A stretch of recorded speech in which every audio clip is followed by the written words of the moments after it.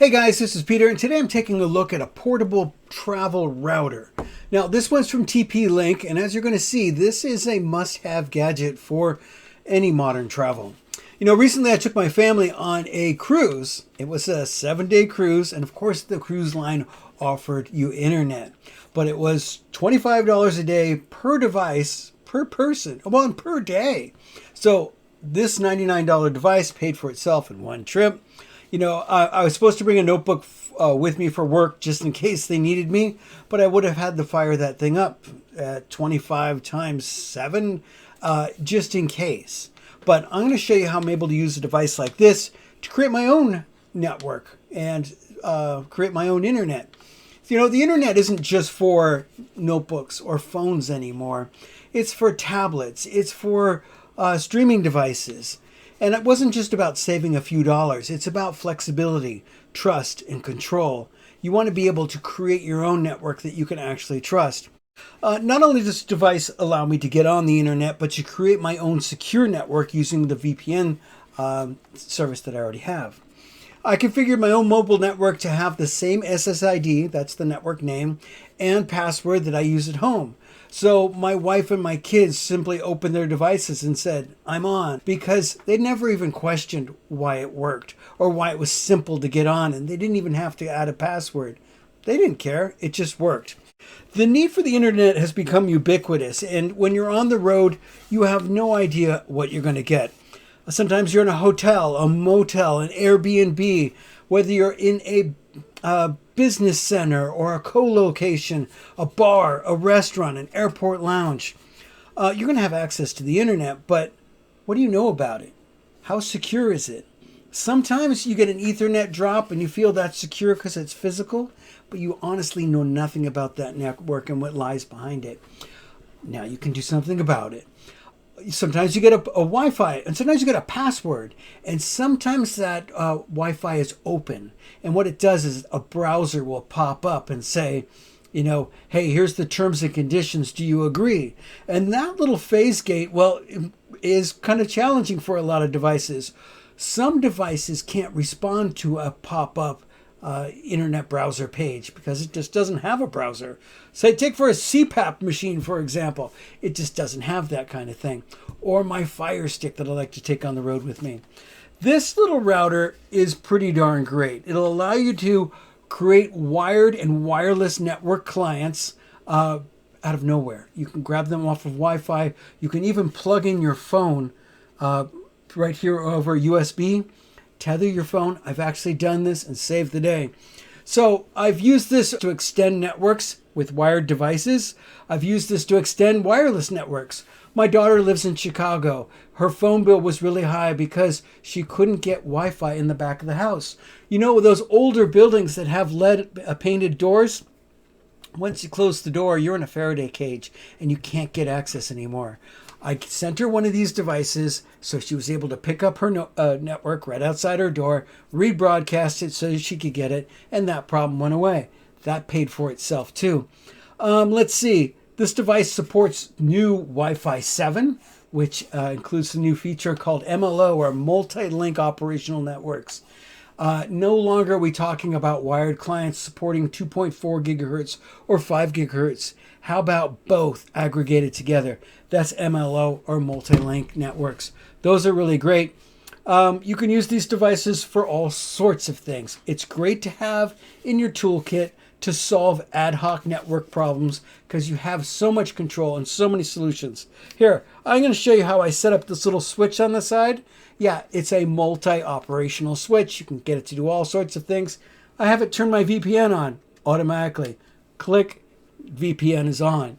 And to turn it off, it's a simple click. You can actually set this up with it. I'm going to show you the app that this comes with because it really offers a lot of flexibility. I can not only set up one network, I can set up multiple. I can divide it into 2.4 gigahertz as well as 5 gigahertz independently. That's 2 networks. I have an MLO network, that's 3, and I have a guest, which I can split into 2.4 gigahertz and 5 gigahertz. That's right, this little device can put out 5 different networks. I like being able to configure it to a known network so that all of my devices can hop on. I'm going to take my family on another vacation. We're going to go to an Airbnb. And even though they have a network, and I'm sure they have a password, I'm the only one that's going to deal with that. In fact, if they have a router, I'm just going to plug into it and say, go ahead and take the Ethernet and rebroadcast. We're all used to it at home. So everyone's going to say, it just works. I'm on. And they're going to be happy with it. If I have to do any banking or work-related stuff, I'm going to flip that switch and turn on my my VPN. I have it set up with WireGuard right now. That comes with IPVanish. I've been very happy with IPVanish over the years. I've been able to use it in so many different configurations. I can also use it for OpenVPN, and I've tested that out as well. 90 devices from this little tiny router, and you can actually configure this a multitude of different ways. Say, for example, you're in an RV. You don't want to broadcast huge amounts. You can actually adjust it. In fact, if you're on battery, you can actually adjust it. I'm actually running this on battery right now. So my portable battery. Yes, you can take this on the plane. You can take this wherever you go because you can run it just about anywhere. Pick up whatever you need to pick up and rebroadcast it and secure it your own way. Let's take a look. All right, so let me show you what the app is like. So it's called Tether, and this is from TP-Link. And yeah, this allows me to, well, find my device and control it. Oh, click. Duh. Okay, so right now you could see that it's set up for Ethernet. And actually, I've given priority to the Ethernet, but it's unplugged. So it immediately fell back to the next one, which is a hotspot. Now, I told it to go ahead and pick up my home hotspot and rebroadcast it as a different network. I could also turn off DHCP and get it to rebroadcast itself as its own network. That way it'd have peers and all of that. But this is how easy it is. Just buttons 1, 2, 3. Oh, and I even have my VPN on. I've configured the switch. I'll show you how to do that. But there, I've just turned it off. And now I bet if I refresh this page, it'll show you that the VPN is indeed off.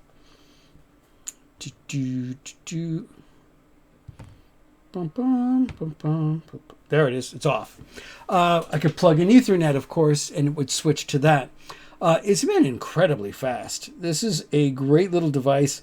I can set up performance mode, boost mode. I talked about being in an RV and being able to control how I want it to be in the boosted mode, balanced mode, or eco mode. Say you want to save power, you want to have low Wi-Fi coverage because you're inside of an RV or something like that. So you can actually set this up in any way that you want it. I like being able to set up all the different networks. I've set up a couple right here. There's the MLO network. I can have all different passwords on all of them, including guest networks as well. You can share USB devices, and this is really nice. You can plug in a drive, and say you're working in a colo environment, you're working on a startup, trying to get it going, you can actually share a network, and you can share network appliances, printers, all of that. Security, family, they do have this. It's an added feature, but the advanced parental controls will cost you a little bit extra, but this is pretty great. You could take any network that you have, give your kids access through a device like this, and add parental controls.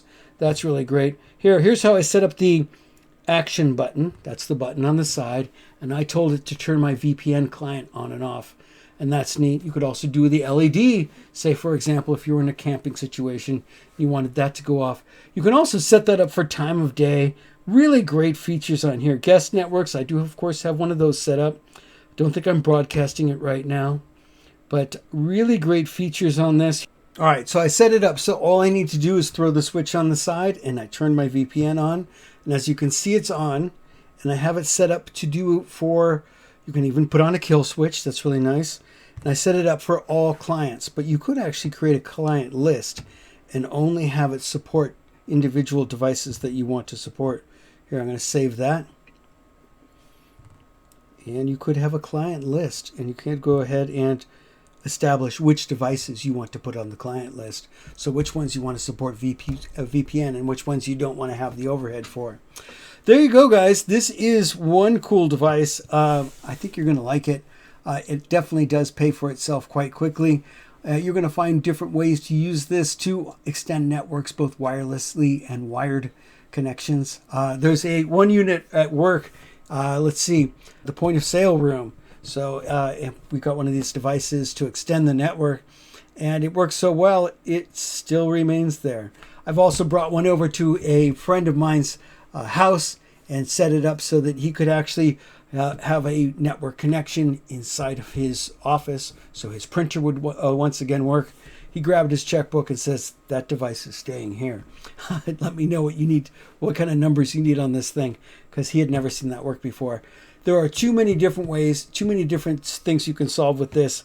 You can take Ethernet and create a better network out of it. You can take Wi-Fi and create a better network out of it. Both wired and wireless clients on both of those. You can also take your USB phone and extend the internet. Create your own internet using that.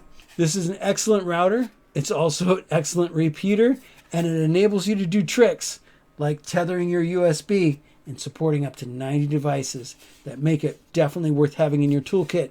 Say, for example, you're like, I'm totally sold. I like that. But still, even though this is the lowest price Wi-Fi 7 travel router going, you said it's still a little high. The same company, TP-Link, also has a version that is Wi-Fi 6. And look at that. It's $49. I definitely like the Wi-Fi 7, but if it's not in your price point, but you like that feature set, this will do the same thing. Well, there you go. I beat this thing up as much as I could, and it passed all my tests. It does exactly what it's supposed to do. And hey, that price point is second to none. Wi-Fi 7 is coming. Might as well be ready for it. Get one of these things. Hey guys, hey, thanks so much for watching. We'll see you in the next one. I'll put links to both of these routers, the 6 as well. But go ahead and grab one. I think you're going to like it. See you in the next one, guys.